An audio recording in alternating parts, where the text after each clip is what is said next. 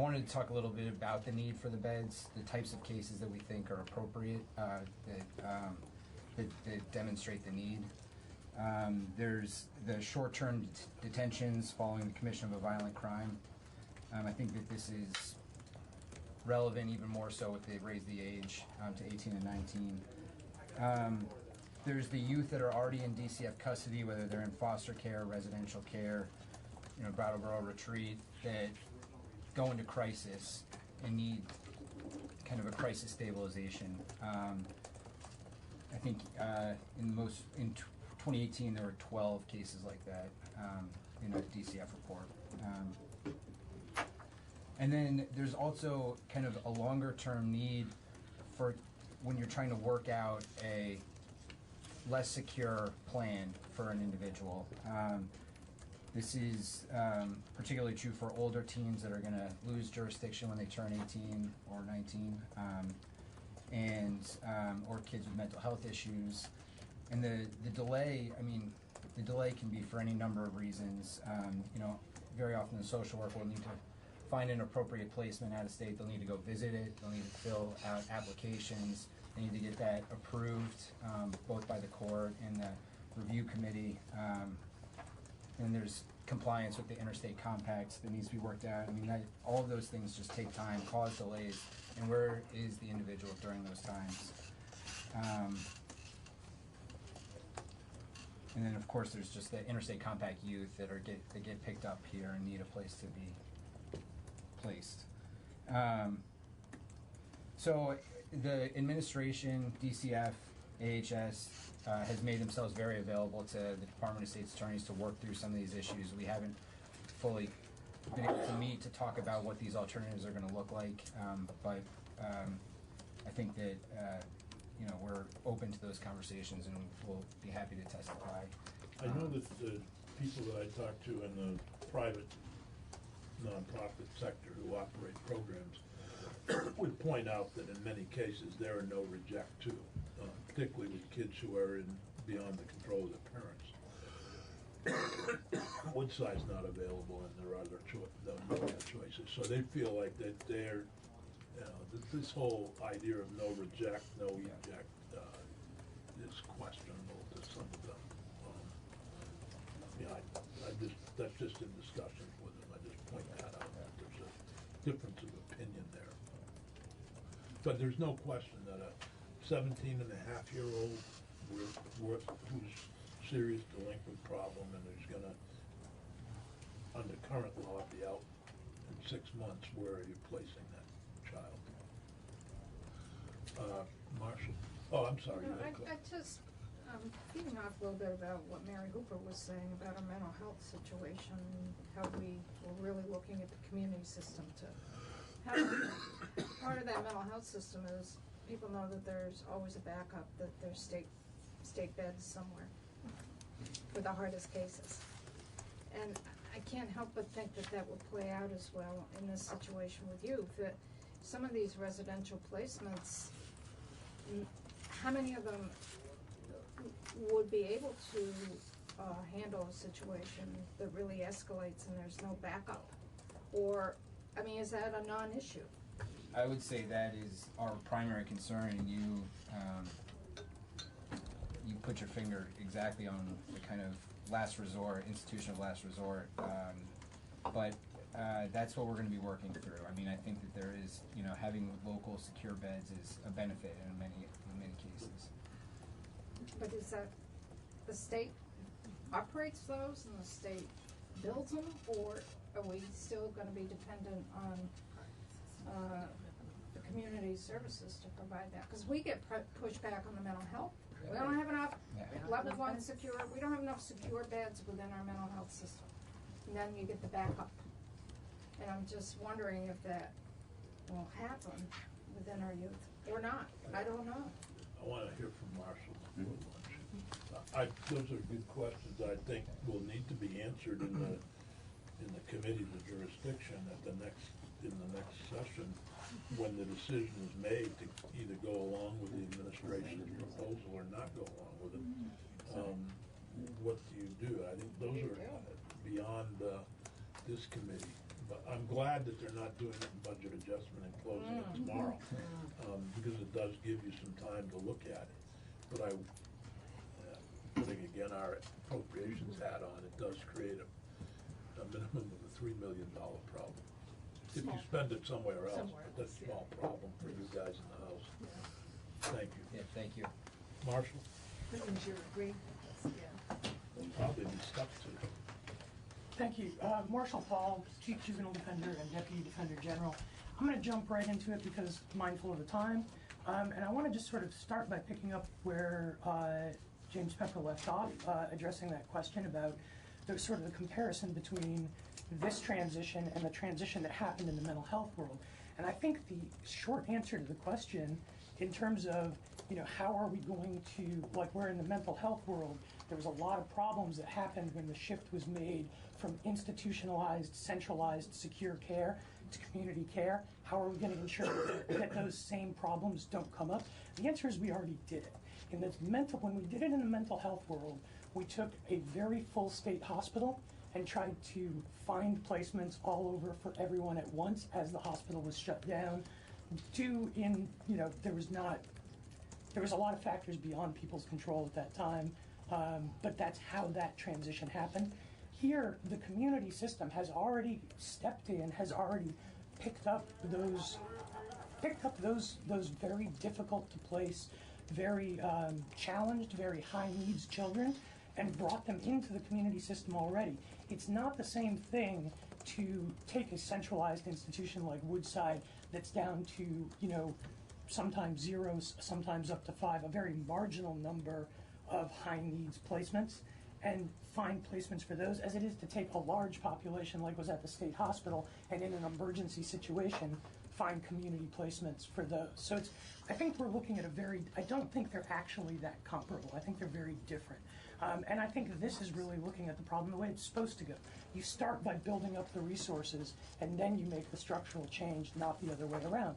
This is exactly, and I want to start, my comments by saying we're really supportive of the plan that the administration has sort of outlined in broad strokes. Whether we'll have differences of opinion going forward as things get more detailed, I'm sure we will.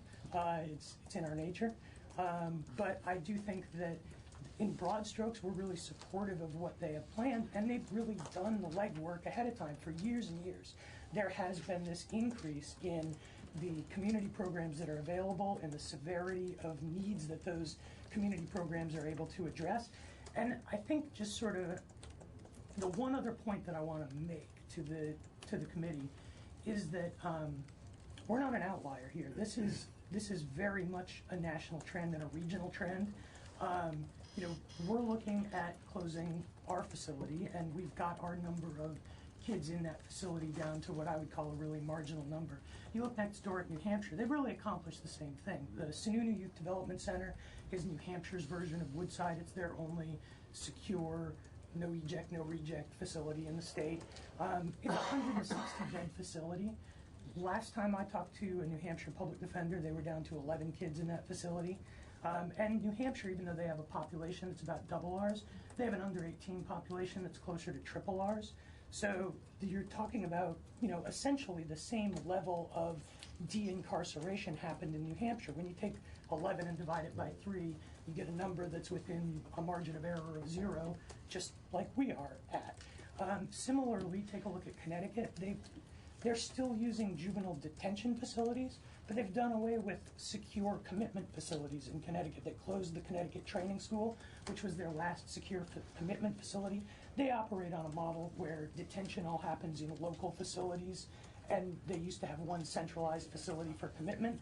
They've closed that centralized facility and done it successfully, and have moved the kids from that program into community-based programs, and oftentimes not even into community-based programs, but into their home, and provide wrap services in the home much more effectively and at much lower cost than they were doing in the centralized facility. Similarly, you look at New York State. They were actually the leaders in this. They started in the sort of early 2000s. They used to send all, New York City, I'm talking about New York, not New York State, they used to send all of their juvenile detainees to upstate facilities, and they had something like 3,000 kids at one point at their peak in their facilities upstate. They started a program that wasn't actually designed to reduce numbers. It was just designed to bring that population back into the city. It was called the Close to Home program. So they set up secure detention facilities scattered all over the boroughs, and they set up group homes and staff secure facilities all over the boroughs. And and the idea wasn't necessarily to reduce numbers. It was just to get kids back into their communities, to get them receiving services in their communities, to get it so that they could still have the connections to their communities. They could go to church, kids who were able to could go to school for the day but return to a facility at night, that sort of a thing. What they found is it reduced numbers dramatically. As of last month, which was the last time I talked to somebody from New York, they had 12 kids in secure detention and 12 kids in secure commitment in the entire city, 8.9 million population, and they were down to 24 kids behind locked doors in the whole city. And that really speaks to the efficacy of this model of deinstitutionalizing and decentralizing those services. It doesn't just result in a better outcome, it results in lower numbers. Commissioner Schatz spoke about the juvenile crime rate dropping. That's also, he said it, but I want to reinforce it. That's a national trend, and not just a national trend. All over the country, they've seen the same kind of drop-offs in juvenile crime that we've seen, and in fact, a lot of places have seen much greater drop-offs in juvenile crime than we've seen. So I don't want people to think that we're some sort of an outlier on this issue. We're not at all. We are very much in line with national trends. And I'm not even touching on when you just start. If you just do a Google search for states closing juvenile facilities, it is all over the country. States are closing juvenile facilities. Wisconsin's closed most of theirs. Maine has closed one of their two, and they are looking at plans to close the second one. New Jersey's closed a bunch. Pennsylvania's closed a bunch. California's closed a bunch. In fact, we got a sort of a nice shout out from California. They're now the fourth state to have a proposal on the table to raise the age of juvenile jurisdiction. And their proposal for raising the age of juvenile jurisdiction, interestingly, isn't coming from the defense bar or the sort of children's welfare bar, advocacy organizations. It's coming from the Juvenile Corrections Officers Union, because the rate of juvenile crime has dropped off so much that they are closing facilities, and they're proposing raising the age to 20, and they're pointing to Vermont as an example of a state that's already doing that, just so that they can keep the infrastructure alive. So I think that this is very much a national trend. We're not any kind of an outlier on it. And the states that have led us on this trend, the states who are ahead of the curve, ahead of Vermont on the curve on this, have seen really great results. They are not seeing, the problems that we saw when we transitioned people out of the mental health system. They are seeing really drop-offs in juvenile crime and a lot better results for the kids that they're dealing with. Last point I want to make is, we're very supportive of the plan as it's been outlined in broad strokes, but we don't see this plan as eliminating either the need or the existence for or of secure beds for juveniles. What those look like, I think I'm really interested to see. I want to see what other states are doing and what the proposals that come in are. But I don't think we're talking about a situation where, when a cop calls a judge in the middle of the night to say, I have a kid who's just committed a violent act and I need some place to put them. I don't think, it's not our understanding that anybody is talking about a system where we say, oh, we don't have a place for that. I think more the question is, what should those spaces look like? What should their use be? What should the scope of them be? And we'll be very interested to see where that conversation goes. And I'm happy to answer any questions, but I do know it's I think we're going to break for lunch and come back to this unless there's immediate questions that come to people's minds. Thank you very much. Eitan is here, along with David Schur, who I see right behind you. I don't know if you want to come up together or separately. We'd love to have you kick it off, and then a little later on, Skylar has been good enough to put together a conversation about systematic racism, and I'm going to let him kind of take that over, but I appreciate his putting that on the agenda and trying to educate us. We all need education. Please join us. This is a report that we require, You have it on your, I gave and we you have it on our, in our, your little pile there. It's for you. For the witnesses' use. whoever wants to start. Well, I would love to, although I'm having a moment where I seem to have. No, hold on. I'm getting to that point in life where these are critical. Yeah, Yeah. I'm lost when I can't find them. I actually have them a set in every room now Yes. in the house. Yes, it's critical because otherwise nothing happens. I can't even open a Band-Aid. No, I can't grocery shop. It's humiliating. Well, I thought I would give you some sense of the process, and then it has occurred to me when I looked over this that both Karen Vastine and Monica Weber, who were really critical in this process, asked for an executive summary. We forgot. So I'm going to do that verbally for you. But the process, which I'd like to start with, we really worked with the idea of building consensus from the beginning. That was important to me as chair. It was important to all the panelists. And we did so, even through the end of the report, which was unanimously accepted. Everyone on the panel voted in favor of this. It meant that the process was relatively slow and considered. Everybody weighed in. Everybody was encouraging everybody to weigh in so that their reflection and their expertise could inform our collective discussions. It led to very wide-ranging conversations that covered most of the mandate of the panel as Act 54 had laid out, and it went beyond as that entire section that's entitled Further Discussion and Recommendations attests. I believe that begins on page 7, yes. We wrote sections as appropriate and edited them, and then edited them again.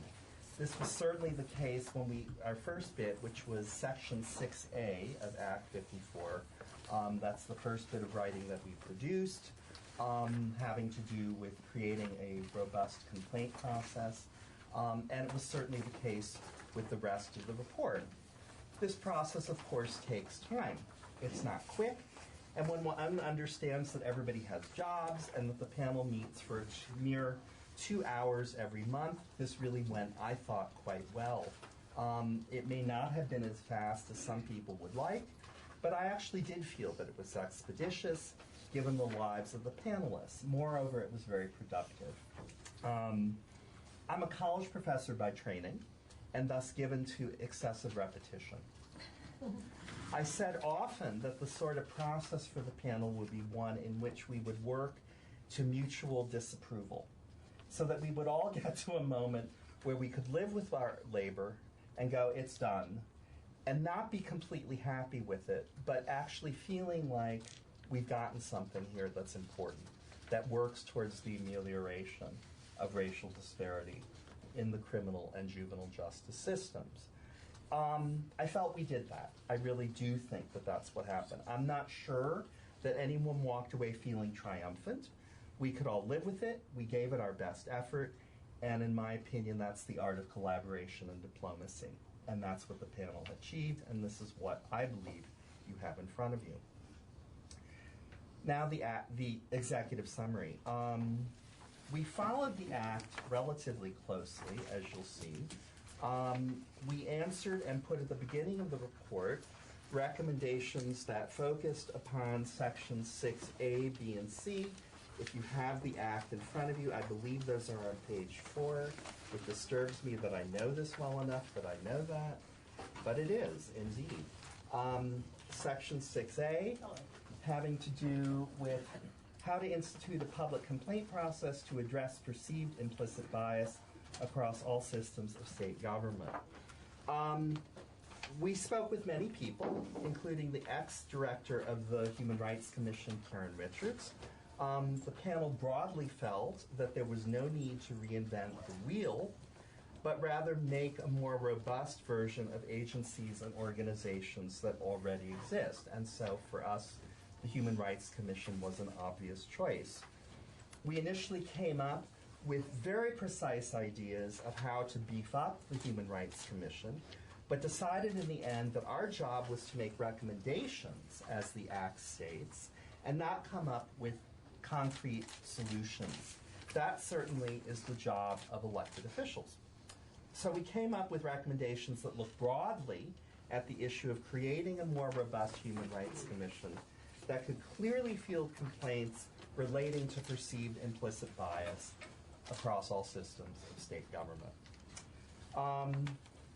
We wanted to leave it open also so that the concerns of the various organizations could be addressed in a way that didn't bear the burden of dealing with our specificities. We're not on the Human Rights Commission. You already know Bourrier. You could talk to her. She could give you very, very concrete ideas about what's needed. What we're doing is supporting that. In 6B, and that, whether and how to prohibit racial profiling, including implementing any associated penalties. The panel submitted recommendations that it believes will mitigate racial bias in the criminal and juvenile justice systems, which will then, we hope, reduce the racial profiling to which Act 54 refers. There's much here in this section, including the expansion and support of the use of community policing approaches to law enforcement, and making certain that Vermont statutes track with existing federal requirements with respect to due process for those with limited English proficiency. There's also a great deal in here, and it was felt very strongly by many members of the panel that we needed to talk about training for all law enforcement officers. But not just training, also enforcement, systems of accountability around issues of race, racial disparities, cultural competency, race relations, and data collection. And I'll say more about data collection in a bit. This notion of enforcement also relates, as I say, to the idea of accountability, and I cannot overstate how important that was to many members of the panel. Again, the recommendations are broad. To paraphrase David Scher, I rather liked it when you said that these are recommendations from 30,000 feet. Looking broadly, looking down and making broad recommendations and not getting mired in the specificities. You'd be maybe you wouldn't be surprised. The conversation got very slow when we started getting to the specifics, really slow, to the point that we were all glazing over. So we backed off on that. Our intent was to stay, as I say, really, really broad and allow the elected officials, which is to say you, to refine the recommendations into specific policy proposals. They're meant to focus attention, and that is largely what we did and confined ourselves to doing. There was no moment where we just said, this is exactly what's going on. You know how conversation goes. Everyone sort of at a moment gets to those unspoken moments of agreement, and I think that's particularly what happened here. We did not adequately address associated penalties with respect to racial profiling. Our intent is to do so and to present proposals on this matter in the future. At several of our meetings, and at our last one on 3 December, one member expressed concern with creating new penalties of any sort. And so there is much for us to discuss both on the macro and micro levels on this particular issue. I'm glad we didn't rush it. Just a clarifying question on the penalties. How do you have accountability if you don't have some, for example, if a police officer is engaged in behavior that is certainly biased, and that police officer is not held accountable with some penalty? I'm not suggesting you go to jail, but at least some kind of either fired or some kind of I think, Senator, that's the point, is the spectrum is huge. And it requires a certain judiciousness in approaching it. That we because of its size, we have to really spend some time looking at it very carefully. Because it could be, a letter of reprimand, or it could be jail time. That's a big, big spectrum. We did not have adequate time to refine that. Well, I think of a case in Bennington where a person of color was arrested because he was in a cab. And that case was thrown out by the Vermont Supreme Court. And I don't have any idea what accountability was to the officers who made that or the department itself. And that would be an example of, Yes. I'm not suggesting we put the officers in jail, but I'm Right. suggesting there should be some accountability. And we're not Other than having the person having the case thrown out by the Vermont Supreme Court. correct. And I would agree, and I would imagine that most of the panel would agree. But what that penalty should be in its specific, we did not adequately discuss. But you plan to come back in the future? Correct. Good. Thank you. You're welcome. 6C, referring again to page 4 of Act 54, whether to expand law enforcement race data collection practices to include data on non-traffic stops by law enforcement. This was huge for most of the panel. The entire notion of data collection loomed very large for us. There was broad feeling that one cannot measure racial disparities without adequate data. Now, I know there's a lot of feeling about this. There's a lot of people who go, we have a lot of data. That's why I say adequate data. That you can have a bunch of data and not crunch it very well. We were mindful of that. Not only does this data need to be collected, it needs to be consistently collected. It needs to be clear. It needs to be accessible in ways that are not currently represented across state government. That was a very strong feeling of the group. A critical moment came when the panel recognized that data regarding race exists at the beginning of an interaction with both the criminal and juvenile justice systems, and also towards the end of that interaction, in other words, with the Department of Corrections. But that between these points in time, data is hard to come by.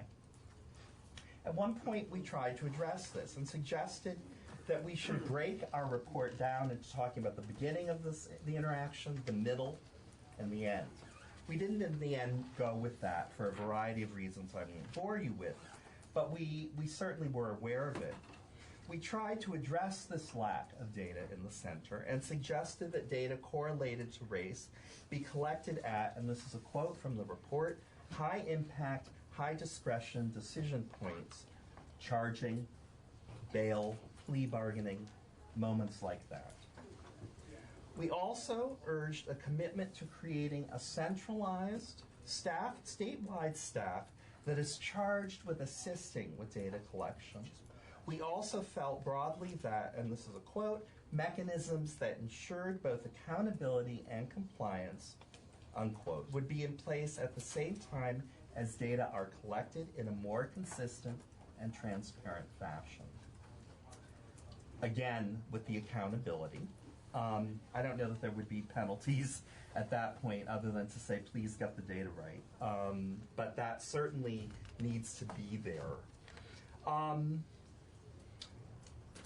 After we discussed data collection, and I didn't spend a whole lot of time bringing that to you, you will see it in your report that it's big. We came to the section that I referred to just a bit ago, and that was not specifically required by the Act, but which the Act allows. And that would be the section that begins on page 7 of the report, further discussion and recommendations. There are many, many matters here, and I will not go through all of them in terms of giving you a discussion. Training and outreach, legislative inclusion of members of communities of color. In other words, as we like to say, not about us without us. Pre-trial monitoring and risk assessment, home detention, mental health and substance use disorders, and others. We were concerned with noting whether legislation under consideration has a disproportionate impact upon people of color, and we recommended that the legislature get input from these various communities as part of the legislative process. Again, not about us, without us. There were also concerns about discretion. Certainly, as we note, it is a cornerstone of the criminal and juvenile justice systems, but this is also a notion that allows for bias to make its way into decision making. Several members of the panel felt that a system of oversight was needed for prosecutors, law enforcement officers, and judges. This was a huge topic that we could not adequately discuss, but this is an area that requires much more focus and attention. We went a bit further. You will see there's a section called non-consensus reports. This was great. We had moments, we really wanted to give you, everywhere we went, as much of a sense of our thinking as possible. That particular section, I won't say it was contentious. It was, well, yeah, it was contentious in the best sense of the word. Not that people were throwing things at one another, but it certainly, it brought up a lot of passion. It brought up a lot of argumentation that was really good. It pushed the boundaries of what the act requires. I think it pushed the boundaries legally as well. You would agree, yes? That's right. And I'm glad about that. I think that that's many times the case with issues that concern people of color. Well, that's legal, and we all have to sit back and be happy about that, that it's legal, and somehow people of color are still feeling like they're being put upon, and they are. So to have a section of this report that actually goes a little into that seems to me important and necessary. I will read just the introduction to that. Certain ideas were discussed by the panel and supported by some members, but not all panel members could support them due to legal and practical concerns. Nevertheless, in the interest of a full airing of our discussions, the panel felt that it was fair to include some of these areas with the acknowledgement that they do not have the support of the panel as a whole. You're getting everything, folks. I mean, with this, aside from water breaks.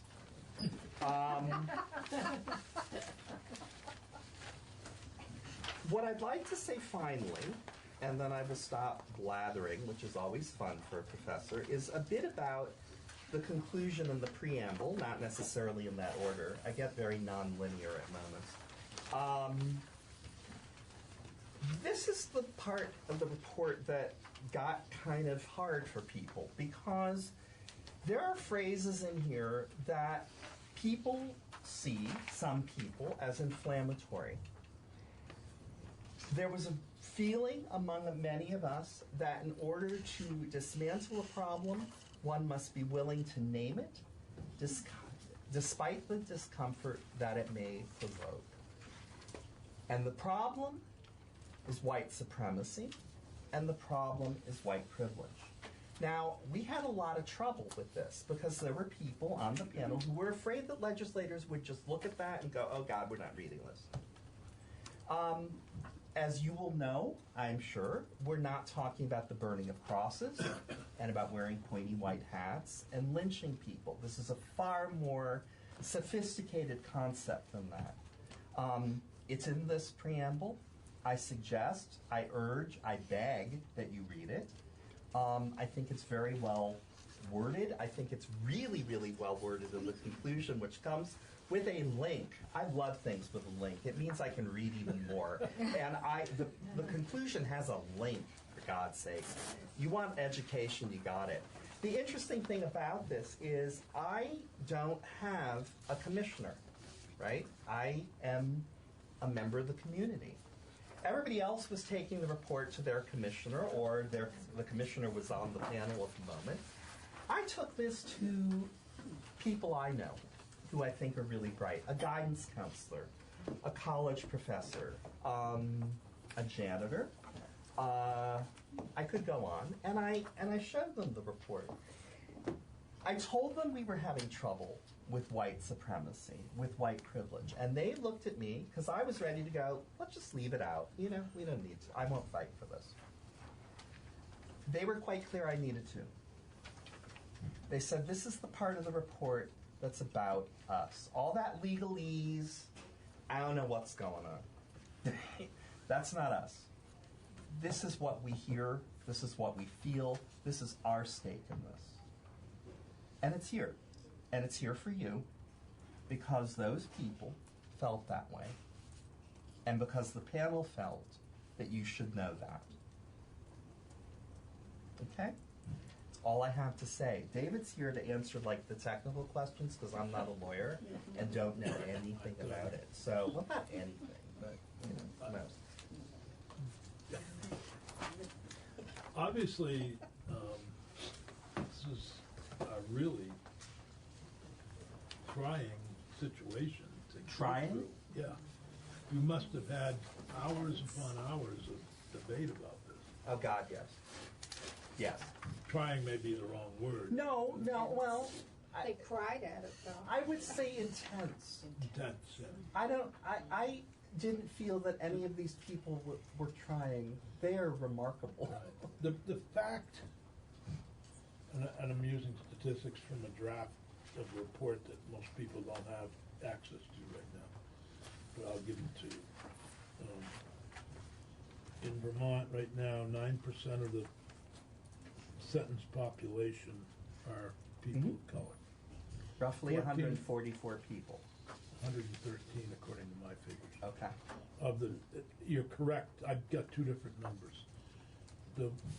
That's alarming, but even more alarming is 14% of the people that are detained today in Vermont prisons are persons of color, which is the 65, which adds to Right. your number.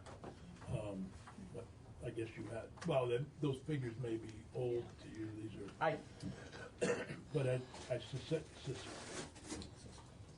if, when we're talking specifically about the justice system, why would 14% of the population that's detained be persons of color? That's the question I think that we have to ask ourselves and ask our system. How does this report help us to get to that? It gives you recommendations for making sure that that situation does not continue to obtain. So is it looking at the front end of the system? Because this is what the senator just gave, is the back end of the system. Correct. It's DOC. DOC doesn't go out there and recruit folks coming in Well, to a certain extent.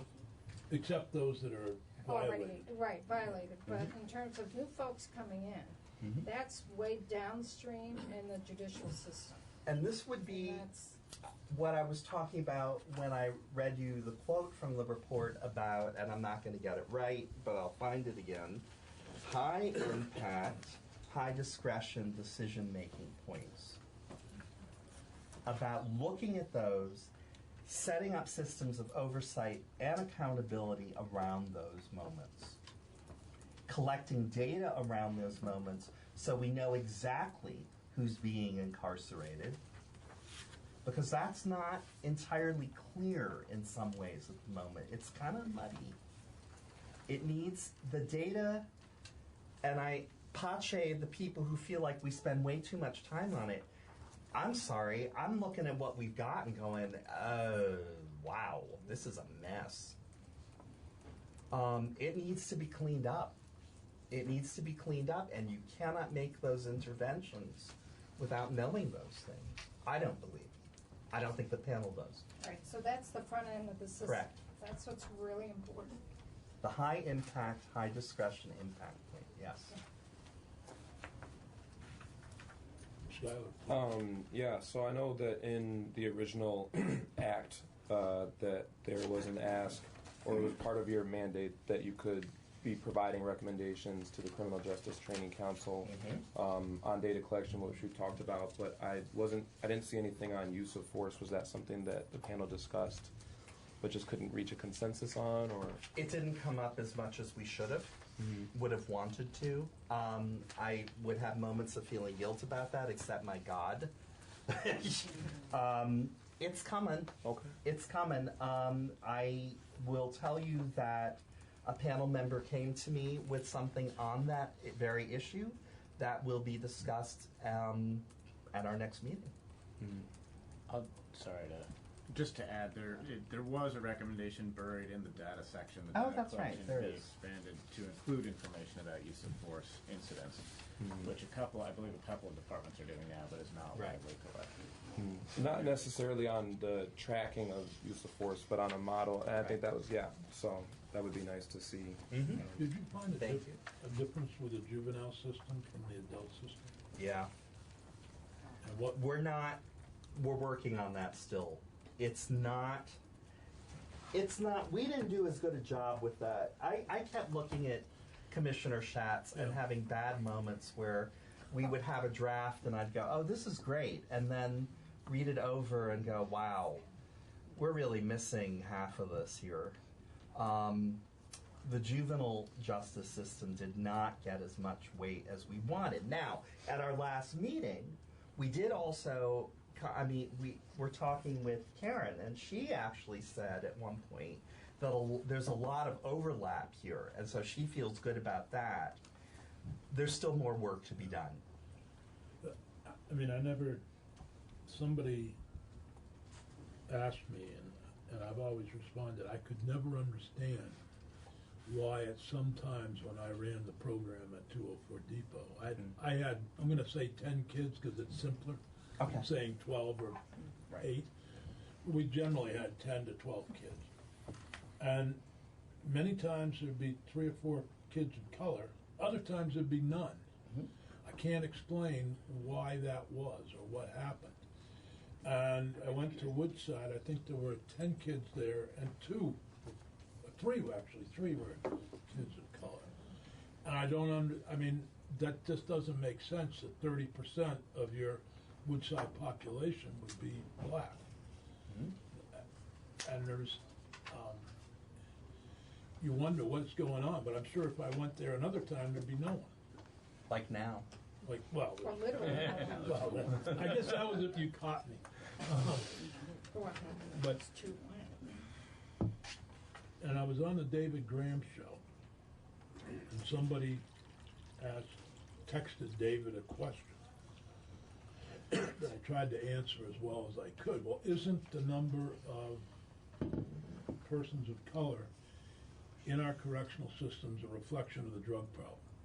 And that they're coming from other places, Brooklyn, New York, or Troy, New York, or Holyoke. And I said, it doesn't explain the problem. It doesn't, that may be some of it, but it doesn't explain why there's that wide variation in those numbers. And I think that's,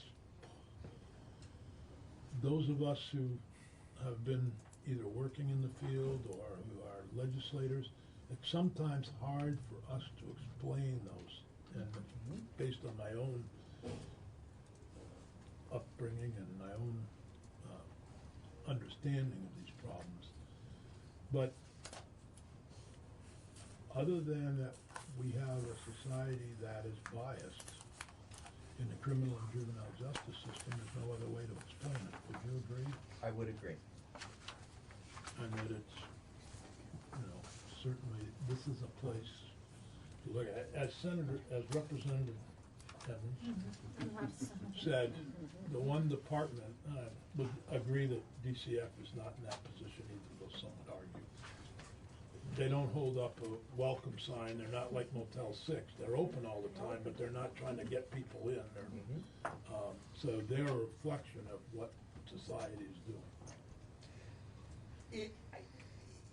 There's a lot of argument about this. I was reading a report. I don't remember from where.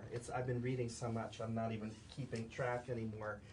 Somebody was arguing that, in a good Marxist sense, that the drug trade represents a market which is indeed open to people who are not allowed entry into the so-called open markets of the society.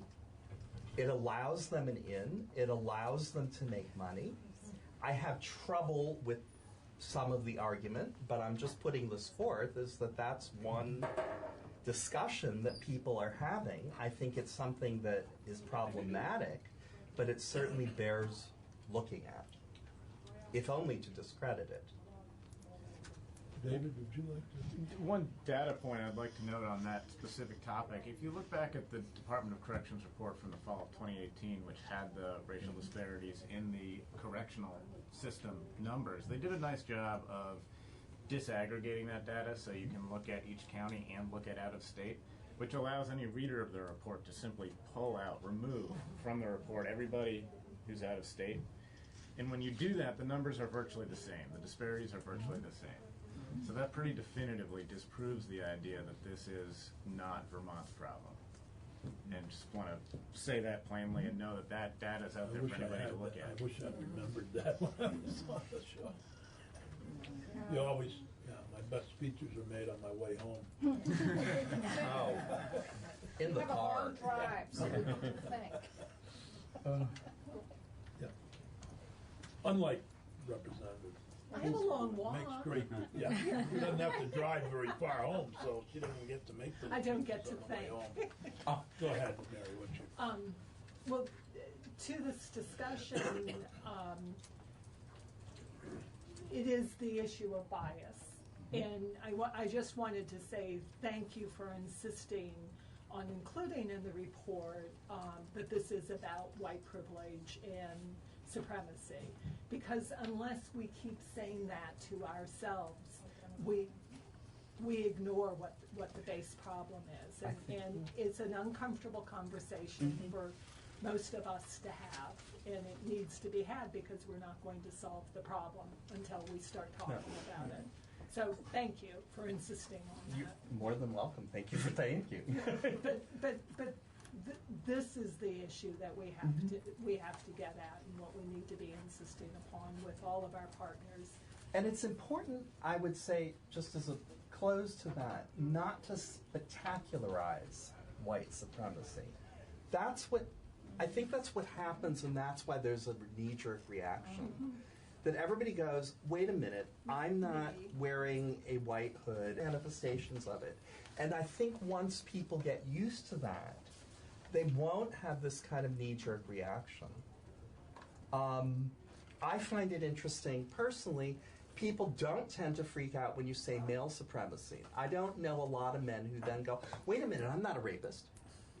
But I know so many Caucasians who stop and go, but wait a minute, I don't have a pointy white hat, and I don't, and I'm not making fun of that. It's just there is a way of portraying this that is very deeply problematic. And we got to get beyond that. I would add, it doesn't help when the Democratic candidates for United States president start arguing amongst themselves about who's been more discriminated against. Yeah, the oppression Olympics is kind of boring. I mean, It doesn't help the discussion. no, it really doesn't. It really I doesn't. wish they'd stop arguing amongst Yeah, themselves. I mean, Focusing on the problem at hand. yeah. With all due respect to my good friend Butch Shaw. That's fine. No, I think he agrees. Totally disagree. He agrees. But I merely point that out because that's how we get into these. That's one of those little. Anyway. Skylar. Just one more on the data. I agree that the data is our data process right now is just not. Saying it's not sufficient would be putting it very diplomatically, especially when we're attacking this problem. But knowing how important the data is, isn't it important that we also attach some accountability or take a really hard look at accountability for fulfilling those data requirements that we put on people? Say more to me. Just that, wouldn't we be doing ourselves a favor by potentially looking at attaching, whether it would be through funding or a different vehicle, some levers of accountability for different agencies to collect data so that we have that and we're not just, if we're saying how important the data is, that it isn't good enough to just say, well, please report this data and we're going to trust that you're going to collect it in a sufficient manner and give it to us so we have it. I'm not sure that's entirely what the report. I mean, not characterizing the report as saying that, but just that I know that you guys hadn't really. It seemed like you hadn't taken a deep dive into establishing like hard, line accountability measures for reporting that data, and just wondering that if it was worth taking a look at It's certainly worth taking a look at. Again, we were doing this for this initial run through, the 30,000 foot metaphor that I was using at the bottom of page 5. Thank you. We do have in there, with that last bullet point, the panel strongly urges a commitment to staffing and other resources to collect and compile data properly. This could include, and the last one there, mechanisms to ensure accountability and compliance. Again, we didn't want to define what exactly that would look like. I'm not sure that's entirely our purview. We can do it. We can go sit down and spend some time on it. Okay, but a recommendation is, it's a bit broader than that. Bill. Just to add in there, I was at a meeting of Mark Hughes' group in Burlington, and we got talking about that very thing. And so I've had a bill drafted to tie agencies' grant funding from the state to timely reporting of traffic stop data. And that sounds on the face of it really lovely, but that's exactly what we wanted the elected officials to actually participate in this and come up with it rather than the panel. The panel, again, we wanted to focus attention, we wanted to draw attention, we wanted to suggest. We don't want to do your job. That's why you were elected. David, is there anything you'd like to add to? No, I appreciate Dr. Nasreddin-Longo's presentation here. It's been very helpful. Yeah, and I'm really here as his assistant today, so I don't have too much to add. If you have specific questions, I'm happy to answer them. But yeah, I can shut up. I mean, microphone, I can't help it. Well, we really appreciate I can't tell you how much his work. How helpful this is to some of our questions may sound. I'm not going to say uninformed, but No, I think a question is a question. A number of us are concerned about where the state is heading and where our society is heading. As is the panel. So I do have a question or comment for the doctor. Yeah. How do we, this report's very inclusive and looked at it, spent a lot of time on it. How do we take this message to the public in general, statewide? Because the attitude statewide may not be the same attitude that we see here in Montpelier or other counties of the. Sure, it's not. How does that message get out? It's a good one. I always want to go back to transparency. There's a part of me that says, this is being filmed. That should be disseminated so people know that these discussions are taking place, that people know that there's a conversation going on about white supremacy itself, that term has come up. I think that there's a lot that needs to be broadcast. It needs to be online. It needs to be in all sorts of media. Because there is a sense, and I certainly got it when I was showing people the work we were doing, they were completely surprised that this was taking place at all in the state. To me, I don't know, I'm a simple person. Okay, we have media, let's engage it somehow. Let's talk about how to engage it. Let's make sure that the discussion that's going on here and that you're going to have in a few minutes is in fact out there for people to see. I mean, it's great to have open meetings, but if people don't know how to access them, that's not really very helpful. Does that help at all? I haven't come up with a... Yeah, there's not a real revelation. No, but I'm sure it's not. It's a start. Yeah. It's a place to begin. I think that's a great question. I mean, my concern is that as a nation, and to some extent as a state, we are okaying that the white supremacy that you described, certainly not the Klan or the lynching, but certainly we are, and it hits loud and clear when we had meetings in the Senate Judiciary Committee that we heard about the Northeast Kingdom. I thought it was only in Burlington and Bennington, but it wasn't. It's statewide, and I think there's that. The media focused on Bennington with the Kayamura situation, focused on Burlington with several situations that you're more familiar with than I am. But there wasn't a focus when the gentleman from the Northeast Kingdom came down and talked to us about what they have been seeing up there, that it is statewide. It's not just in, and it's easy to say, well, people of Bennington or the people of Burlington or not.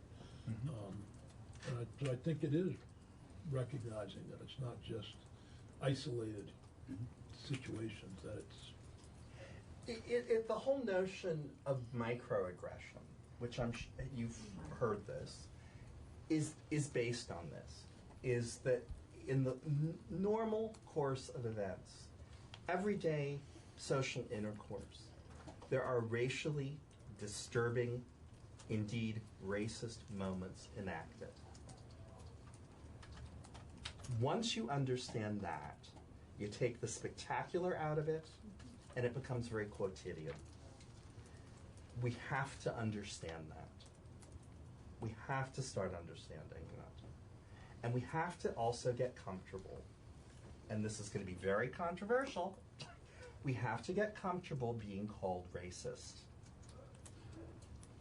We have to go, okay, that was really insane. I do it all the time.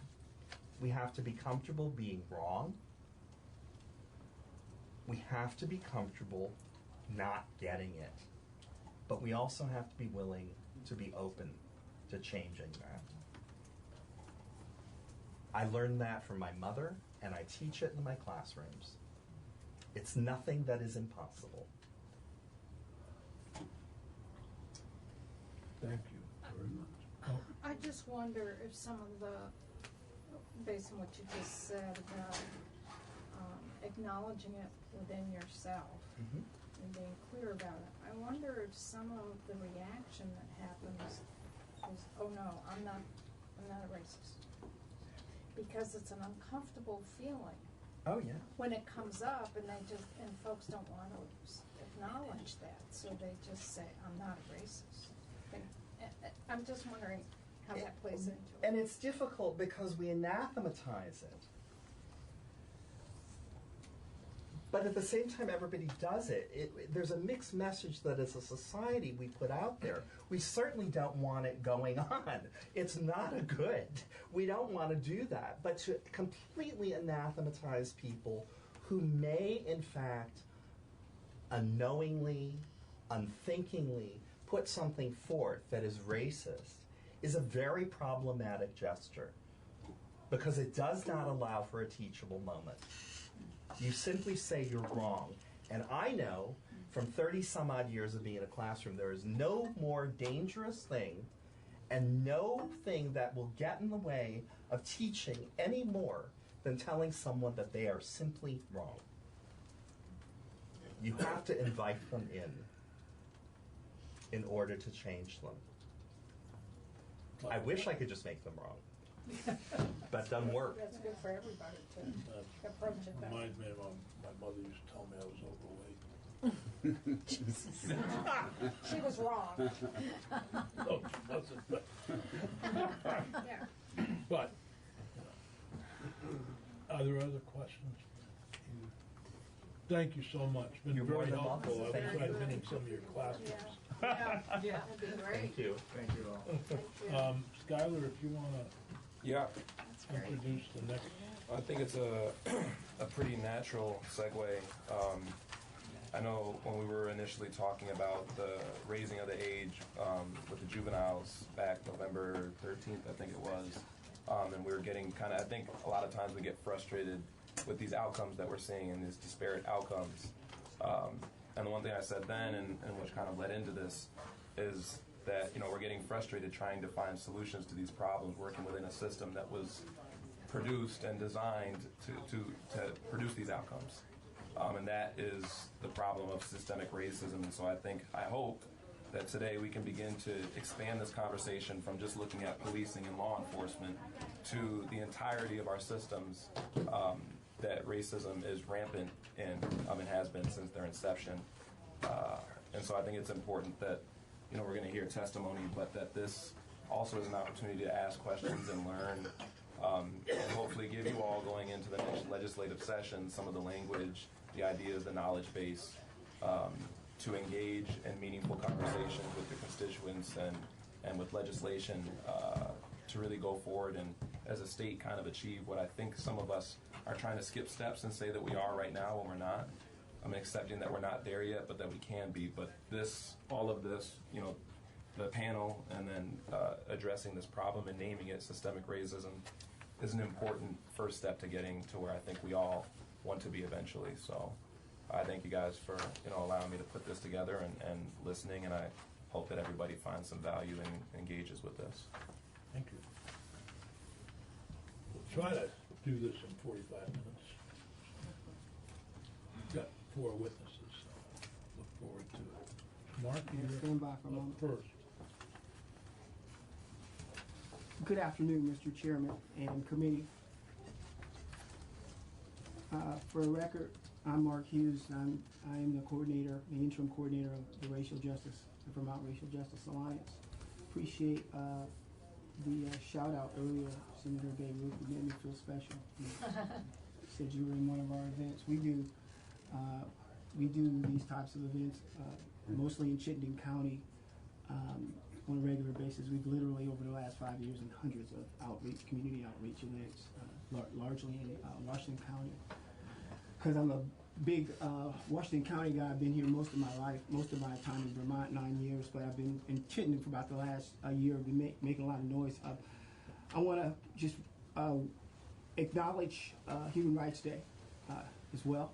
Just also encourage those of you who have the opportunity when you're in the Burlington area to stop in at the 1619 exhibit, which we have on display in the Fletcher Free Library until 15th. So just want to highlight that, want to flag that. Also want to shout out to the event that we'll be having this evening, which is a reparations event. For those of you who haven't realized, the United Nations has been calling on the United States to move forward with reparations for quite some time now, and so we have an event scheduled tonight at 38 South Winooski in Burlington at the First Congregational Church. We will be talking. We have a couple speakers and also community involvement there. And I would also bring your attention to H478, which is in-house government operations and reparations task force bill. I have on the line with us James McKim, who is in addition to a leader in the Episcopal Church at the national level, he's also an avid social justice worker, racial justice worker across the state of Vermont, and he's engaged quite intensely in a number of their initiatives. And I would was hoping at the end of this we would give James an opportunity to at least give the committee an opportunity, give the committee some outside perspectives, because we're not dealing with a unique issue. I thought it would be enlightening to hear maybe what another state was doing. New Hampshire, right? This is New Hampshire. My original plan was to offer you a video, maybe like a five-minute video. That doesn't look like that's going to work very well given the constraints of where we are right now. What I will do in lieu of that is maybe speak to it. What the original intent was that we would have a conversation about systemic racism and about some of those building blocks around systemic racism. I think the last time we were together, is there a manila folder back there somewhere? In that bag? Maybe in that bag right there, right? If you see it. The last time we were together, what I was able to do was to tell you a little bit about a guy named Joe Fagan.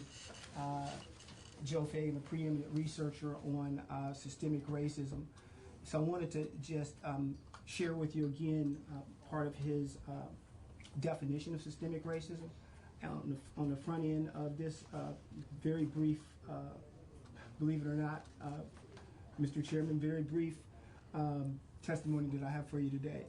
Systemic racism includes the complex array of anti-black practices, the unjustly gained political economic power of whites, the continuing economic and other resource inequalities along racial lines, and white racist ideologies and attitudes created to maintain and rationalize white privilege and power. Systemic here means that the core racist realities are manifested in each of our society's major parts. Each major part of U.S. society, the economy, politics, education, religion, family, reflects the fundamental reality of systemic racism. As I told you in my last time I was here and testifying, the systemic, the existing government structure, it was not designed to disentangle itself from its own DNA. It was designed to protect itself and to self-heal as well as to adjust. And that's exactly what we've been seeing for the last 400 years. To change this requires new thinking and a willingness to transform the fail-safes that enable the existing system to protect itself to one that auto-corrects to justice for everyone, no matter what you look like. Justice in housing, in education, employment, health services access, in economic development, and in the justice system. You recall in Act 54, there was another component of Act 54. We've just spent 45 minutes, 50 minutes talking about the racial disparities in the criminal and juvenile justice system advisory panel. However, there was a task force that was created, the Attorney General's and the Human Rights Commission's task force, and they produced a report on 15 December 2017. And they articulated this in probably the best way this has ever been articulated in this state's history. This quagmire, this conundrum that we're talking about here, these challenges where we have racial disparities across all systems. When we sit back and we look at the criminal justice system, and we ask ourselves repeatedly, over and over, how can this be? What is causing this? What is causing this? Without taking a couple steps back and acknowledging the fact that we are experiencing the exact same challenges in all systems.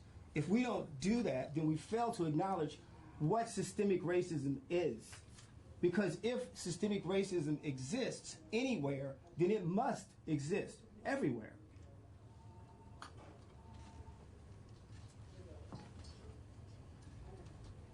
Now, Joe Fagan, he left us a few pointers, and I think I just wanted to share those with you before I moved on, and that was, these are some of the, I guess, aspects of systemic racism. He explains it in his book called Racist America. I recommend that, as I did last time. The impoverishment of people of color and the enrichment of white people is the top point. The impoverishment of people of color and the enrichment of white people is the top point, as well as in terms of characteristics of systemic racism.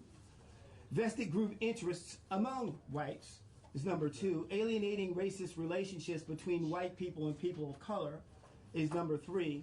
The costs and burdens of racism are borne by people of color is number 4. The racial power of white elites is number 5. And number 6 is the power of racist ideas, assumptions, and worldviews is 6. And the last one is resistance to racism.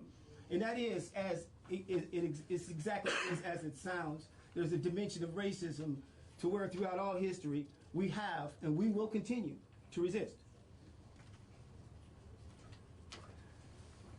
Again, I encourage you to read the book. I ask the committee members to consider your perspective on your legislative priorities. Ask yourself how and why do your interests intersect systemic racism? Again, reflect upon your legislative priorities and ask yourself how and where and why do they intersect systemic racism? How do your priorities enable, or how do dismantling systemic racism, decriminalizing and eradicating poverty, and ensuring equity enable your legislative agenda? How would you use the population level outcomes to be helpful in achieving desired systemic racism, statewide outcomes? How would you use those? Is the impact of a flat budget for the Executive Director of Racial Equity into 2022 is that a does that factor? How does that factor into addressing systemic racism statewide? The impact of a flat budget for the Executive Director of Racial the Executive Director of Racial Equity into 2022, understanding her charge. How does that interact or interplay with addressing systemic racism? And finally, as I close, how do we close a 1 in 13 black-white median wealth gap in this state? How do we do that? I'm giving you some things to wrestle with. I've provided you a report, my written testimony, rather, each of you. I also provided my previous testimony. I'm open to your questions. I wanted to also just encourage you to go out and take a look at our race data traffic stop dashboard, which was released November 12th. It is the only statewide race traffic stop data dashboard that exists, where all 79 agencies' data are correlated, where there is comparative as well as trend analysis capabilities. We'll continue working on that. I'm open to your questions. Where's your data? The dashboard. Where do you find it? It's on a link in the email that I sent you 2 hours ago. Oh, I haven't looked at our emails. Looked at our email. I realize that, but I figured you'd get back to that. That's fine. Thanks for asking, Thank though. And also, thank you for inviting me, Mr. Chairman. The person that we're going to have on at the end of this, I guess you guys are going to call you're going to call James in. Is that correct? I have the number here. Okay. Want to first thank Chairman Sears and committee members and our guests for allowing me to speak with you today. I bring you greetings from your sister state of New Hampshire. I'm honored to speak to you about this challenge we all face of addressing systemic racism at the statewide level, as Mr. Hughes has so eloquently pointed out. And I understand he's been helping you all understand this issue. And you've all been doing some really good work from what I've seen in trying to address this issue. Thank you. As a bit of background, since you cannot see me, I am an African American, and I've led a complex life. I was raised in Charleston, South Carolina, to parents who were educators and civil rights activists. Over my lifetime, I've been discriminated against, yet I've also had privileges that few people have had. I've had the privilege of studying at, in my humble opinion, the best academic institution on the planet, Dartmouth College. I work in management at one of the most successful technology companies on the planet, Hewlett-Packard. And for those of you who own HP computers or printers, I thank you very much.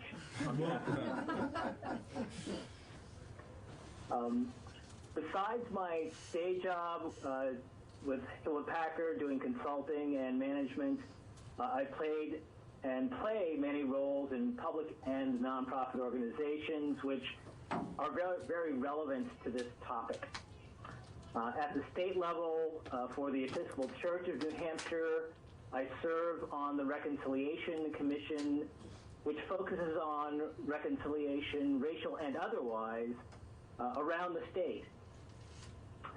I help facilitate the state's Economic Vitality New Hampshire initiative, which is out of the state's Department of Business and Economic Affairs, led by Taylor Caswell and Will Arvello. I co-facilitate the Economic Development Work Stream of the Race and Equity Series that is sponsored by the nonprofit New Hampshire Health Equity Partnership. At the national level, at the pleasure of the presiding bishop of the Episcopal Church, I serve as the chair of the Executive Council Committee on Anti-Racism. So I see this issue and this challenge from many different perspectives and at many different levels. My sense is that those perspectives and levels, with those perspectives and levels, comes complexity and frustration. I understand that you in Vermont have been grappling with this complexity and may be frustrated with your ability to affect substantive change and fast enough change. To this, I try to keep the perspective of taking heart. As Theodore Parker, a Unitarian minister and prominent American transcendentalist who called for the abolition of slavery back in 1853, said in a sermon, which you may have heard paraphrased by Dr. Martin Luther King, he said, the arc of the moral universe is long, but it bends toward justice. And we have successes and we have setbacks, and what we should, I think, keep that in mind as we go through this challenging issue. So Mark has laid out a little bit of the facets of this work. We wanted to share with you a video, and the video talks about a couple of those facets that I'd like to touch on here. One facet is the work of individual, personal learning. And that work needs to be done at, first of all, an awareness level, just understanding the concepts of unconscious implicit bias, of white supremacy, of the real cause of racism, the economic foundation for the reason for racism, understanding that, just being aware of all those concepts, that's one level. And then there's the understanding or acquiring a competency level individual attainment, which is having the skills to engage in the changing of hearts and minds of our fellow citizens and the people in power.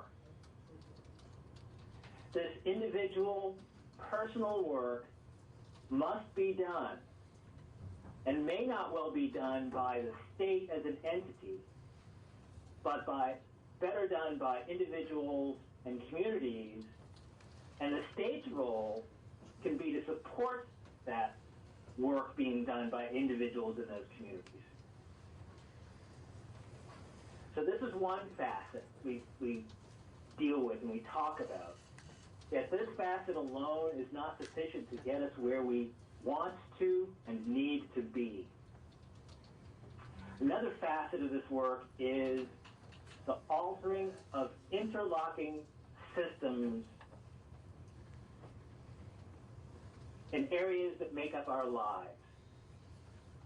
The areas that Professor Tricia Rose from Brown University has identified so well and speaks to in the video we wanted to show you, the areas of wealth, housing, education, media, and criminal justice. I'll say those again because I think they're so important to keep in mind as we look to affect change. Wealth, housing, education, media, and criminal justice. Those are all systems. There are systems of wealth creation, wealth dissolution, wealth dispersion. There are systems of housing, development of housing, purchasing of housing, maintenance of housing. There are systems of education. There's systems of how the media operates to shape our lives and what we believe, as well as to educate and inform us. There's the systems of criminal justice.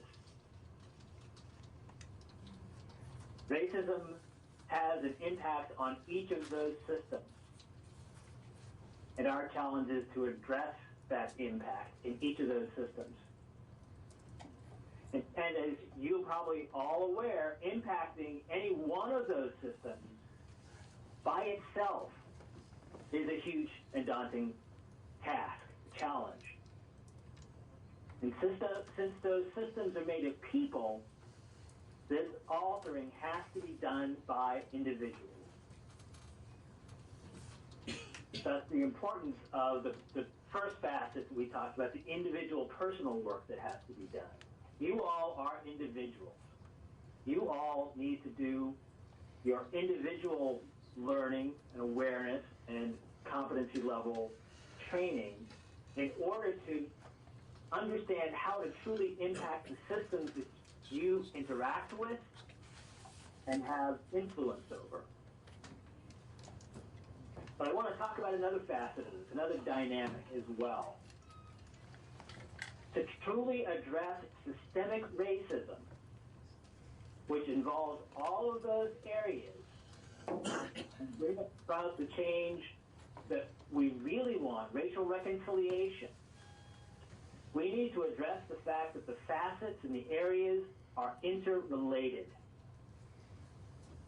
That's what makes this even more complex. Housing impacts wealth, and in some cases helps define wealth. The size of your house, how much you paid for it, what its value, impacts your wealth. Your education impacts how much money you have to buy a house.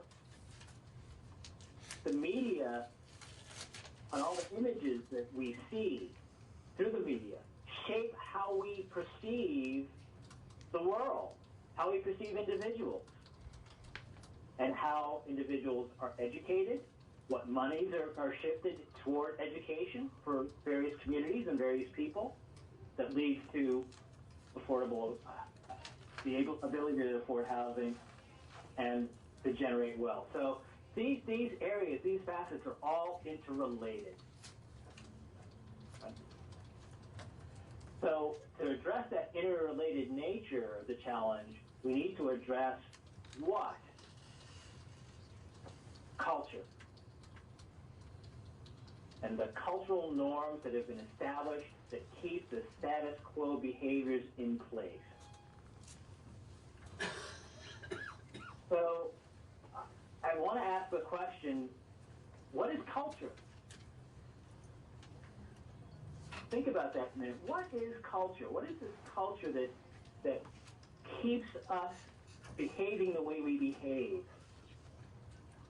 Anthropologist Christina de Rossi from Barnet and Southgate College in London defines culture as encompassing religion, food, what we wear, how we wear it, our language, our marriage cultures, our music, what we believe is right or wrong, how we sit at a table, how we greet visitors, how we behave with loved ones, and a million other things.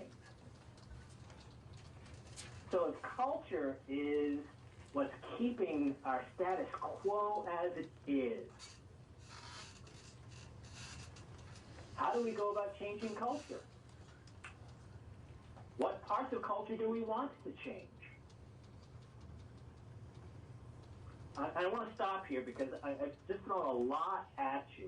I want to ask if there are questions so far about what I've said, and I'm making this pause because the next part of my testimony, I'm going to share with you a bit about what we're doing in New Hampshire, how we're trying to do this in New Hampshire. But I want to make sure I stop and ask if there are any questions about what I've said so far. Well, this is Dick Sears. You did a good job of trying to combine the wealth, housing, education, media, and criminal justice, but here in Vermont, it seems to me that we focus a lot on the criminal justice portion of this, because it's, quite frankly, easier, because you can, education is throughout the state. It's got 251 different school districts, correct me if I'm wrong. Fewer than that now. Fewer than that now, but just like New Hampshire, we have this local control of schools, so it's harder with education. Housing is a problem for everybody, and it's huge. So I think we've tended to focus on the criminal justice portion of it, rather than bringing it all together. So I'm, quite frankly, looking forward to hear how you're going to bring it together in New Hampshire, and maybe we can copy you. But I think you've identified what, for me, is a huge problem. Being chair of the Senate Judiciary Committee in the state Senate here, our focus is naturally on the judicial process. Why have we got such racial disparities within our incarcerated populations, and other questions like that. And so we spend a lot of time on traffic stops, and all of that. And I don't think we spend a lot of time on housing, education. But I would add one, and I haven't heard, is obviously, and I suspect it'll be similar in New Hampshire, the issue of climate change is going to be a huge issue that legislatures are going to be dealing with. And I haven't heard much discussion of how that impacts the issues of systematic racism, or so I would love to hear that included. I was thinking on the way up, I have to drive 240 miles round trip to get here. That's an expense to me, but it's also, it involves emissions and so forth.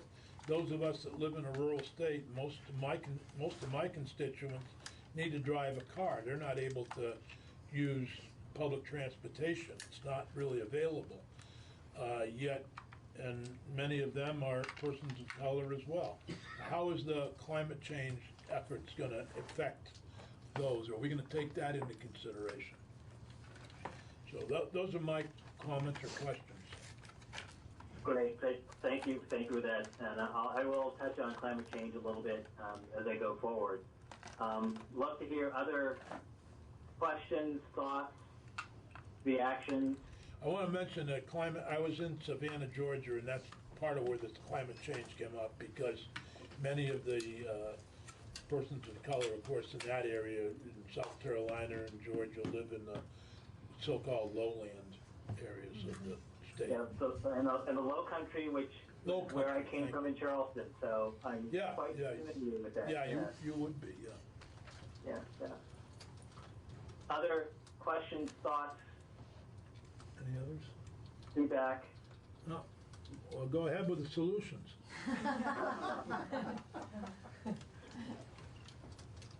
Sure, solutions. Here we go. Here we roll. So, in New Hampshire, we're taking an approach that is both in the private sector and the public sector, and also trying to marry them as best we can. From the public sector perspective, I think I mentioned the Economic Vitality New Hampshire initiative being driven by the State Department of Business and Economic Affairs, and I'm going to hold that until kind of toward the end of my remarks. Governor Sununu, in an executive order on December 14th of 2017, brought into life an advisory council on diversity and inclusion.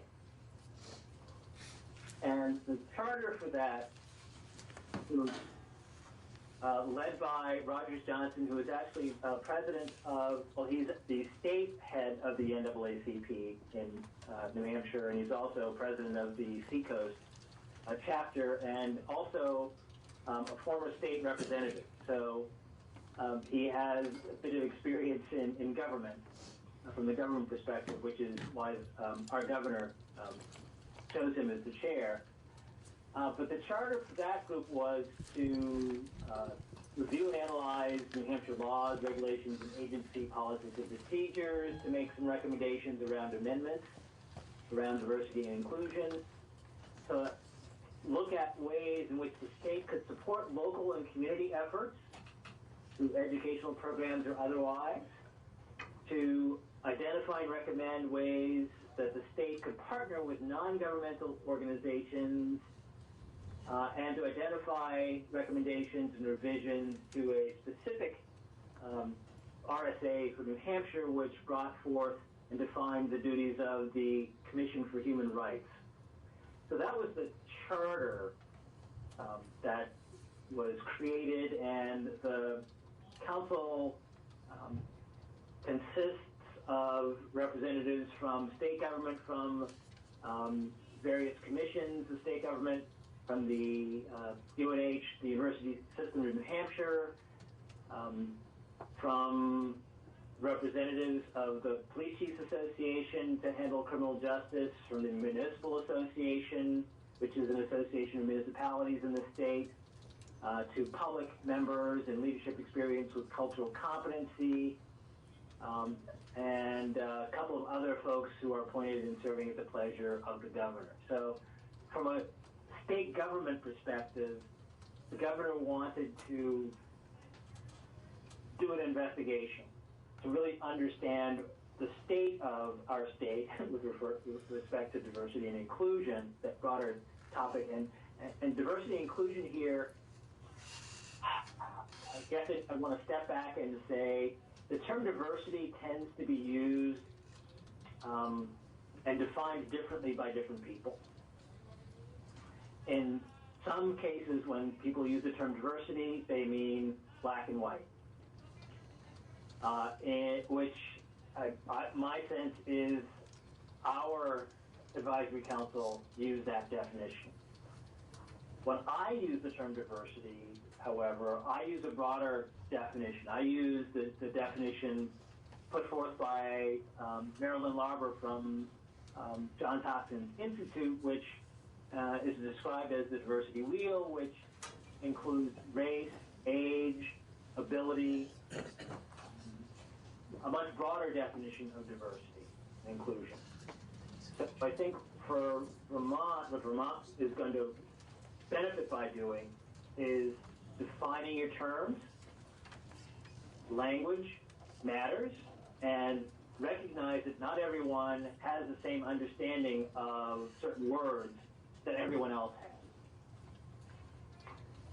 And I think that was one of the things that actually came out of the advisory council has put forth a preliminary report, which we can certainly point you all to. It's actually on the Diversity and Inclusion Council's webpage that made recommendations mostly around state government. They've not really made recommendations on how to help communities yet.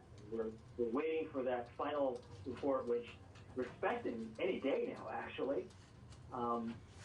But it was the state's attempt to, through listening sessions, there were 7 listening sessions held around the state, to hear what people said about diversity and inclusion, what they felt their needs were, and to take that information and generate some recommendations as to how the state could improve from the state government's perspective, really focusing on the state government.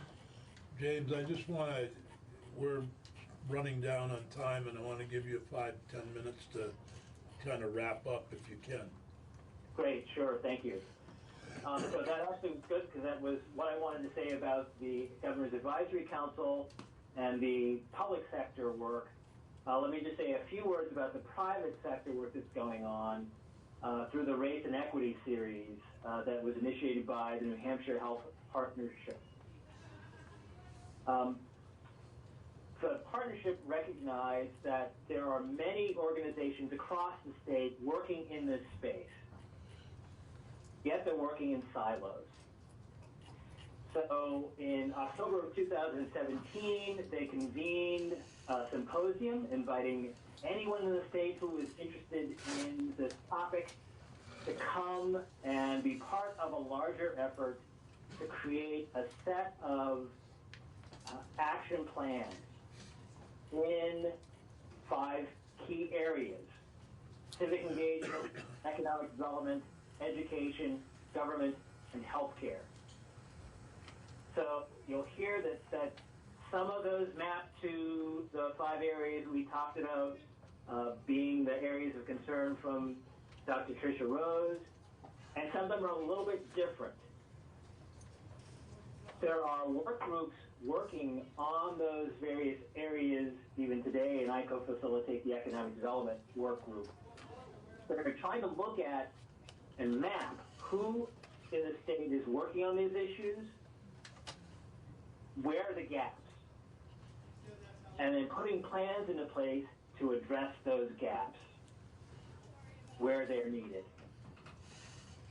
And that, I think, is a role of not necessarily government, but government can help to launch that kind of an effort in conjunction with the NGOs that are involved in the state. And certainly the NAACP chapters can play a role in that, but there's so many more organizations involved. We in the Civic Engagement Group found at least 50 organizations across the state that the 8 members of the work group knew themselves were doing this work. So we know there are a lot more because 8 people don't know everything that's going on in the state, but it was a start. So that's the kind of set of initiatives that we're launching into New Hampshire to try to get our arms around this huge issue and make some sense of it and build some action plans to address it. And I'm going to stop there in the interest of time. See if there are any last questions I can answer before I turn the mic over to whoever's next. I don't know if it's Tracy or whomever. Pretty much finishes it, but thank you very much. Thank you so much, James. Thank you, James. Is there a way of sending us a link to the video? Yes, So we can it's look also at in it that on our email. own? You haven't had a chance to check your email, It's but in the email? it's in there as well. Oh, I'm it's pretty in sure our- it is. If it's not, I will make sure that To it be, is in there. see, we're being polite. We're not checking our emails while we're listening to testimony. You guys are So, amazing. I really appreciate it. Good for Mr. you. Chairman, I wanted to thank you. Thank you, James, by the your way, time if as you're well. still on. I am. Thank you for the opportunity. Thank you. For James, I'll call you from the road. Mr. Okay. Chairman, I want to thank you for your time. Committee, I want to thank you for your time. You've gone, again, above and beyond by affording us so much latitude. So thank you all so much. Peggy, everybody, thank you so much for being accommodating and listening to what it is that we had to offer, what we had to provide. I would most definitely love the opportunity to interact with you regarding the latest report. It's only been out for 6 days. The racial disparities in the criminal juvenile justice committees system begin advisory to panel work report. Right. back in January, we should be hearing from you. Absolutely. So I'll be glad to come back and give you some on that. There was just one thing that I did notice about the report. Just one observation is I do think that term bias has really gotten a little loosey-goosey on us, and it's going in a lot of different directions. It's creating a lot of unclarity, and potentially even it could even be weaponized in some way. So I just want to be very careful about language. I'm looking at that report. I've only had the opportunity to see it just before I came down. Right. But I did want to just caution that report, I haven't had a chance to look at it, but I'd love a chance to respond to it. Thank you again for your time. Thank you. Have a great afternoon. You too. Well, I'm concerned about our behavioral health contracts. Can you help us understand where we're at? I certainly can if that question's being directed to me on the phone. Yeah. Okay. Can I ask my colleagues, Matt and Judy, have you provided any information about the contracts? They just sat down.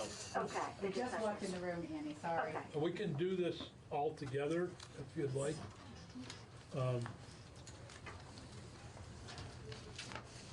should we start with you two and then go in with Annie, or do you have When handouts? she dialed Annie, I thought, well, we can have all three of you at the same time, it's fine.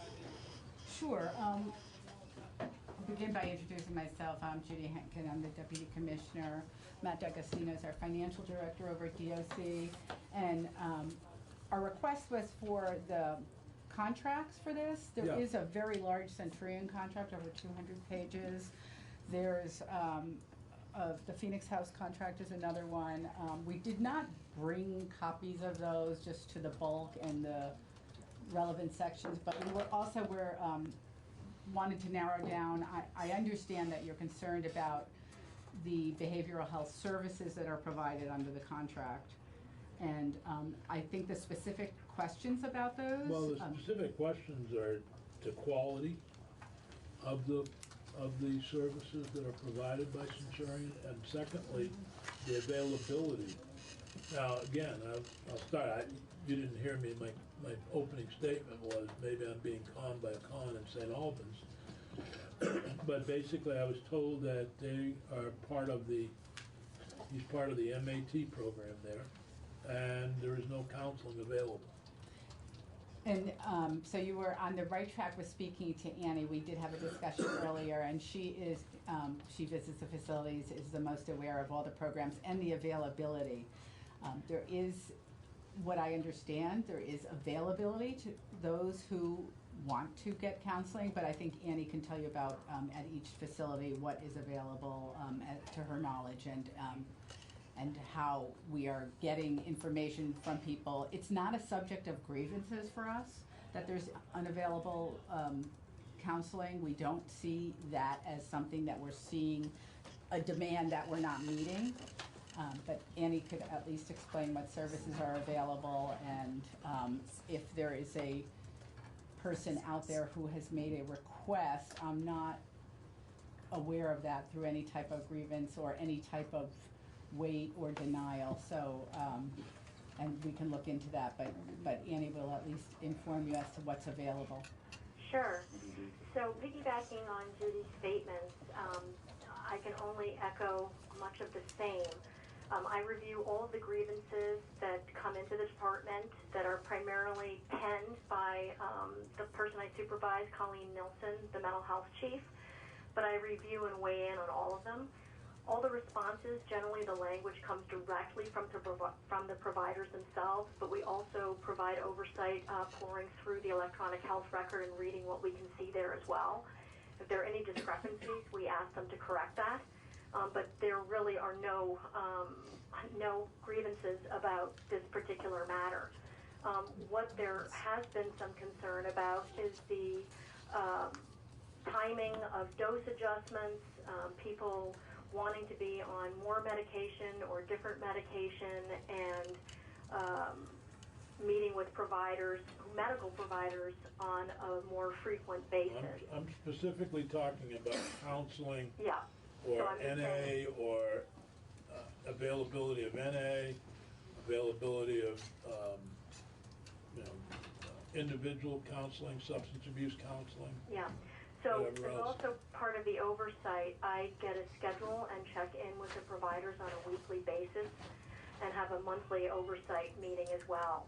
And so I know on a daily basis how all the behavioral health services are staffed, and that information is also communicated to all of the superintendents and their chain of command. Specifically at Northwest, there are AA meetings, there is individual counseling, there is MAT counseling, there are recovery coaches, and I'm actually at Northern doing the 3rd annual recovery coach training. So they're increasing the amount of recovery coaches at the facility. We were told there was no NA. I'm not sure about that. I know that there's definitely AA and MAT. But And yeah, but recovery I'm coaching. talking about the counseling that goes along with MAT, not Yes. the MAT. No, I know- I understand. I know but there's that, but I'm wondering if there's actual counseling. Yes, there is. And I can And- also report that Centurion just completed the 2nd annual training in an evidence-based practice that was developed by researchers here in Vermont. that was an offshoot of the SBIRT program, the Screening Brief Intervention Referral to Treatment. And we're looking to increase the capacity and cross-train the mental health providers as well in substance use, so that the mental health providers and the substance use MAT teams can be working in a more integrated fashion and provide more consistent group services. But all of these are happening right now. So I know you began the comment, Senator Sears, by saying maybe you were conned by a con who's receiving MAT. I don't know his particular situation, but I can tell you that services are available if he wanted them. Hi, Annie. This is Mary Hooper. Can you say what percentage of folks who are receiving MAT are also participating in a weekly counseling session? So I remember you asked me that question several months ago when I appeared in front of the committee, and I did my best to mine the data. I do not have that data in front of me, and quite honestly, it was quite difficult to glean. The electronic health record is not set up to create a report like that at this time. So I had to do a basic count of how many sessions were being conducted, but I was not able to cross-reference that part of the record with whether or not they were receiving MAT. And I couldn't tell you how many unique sessions they had or whether it was the same group of people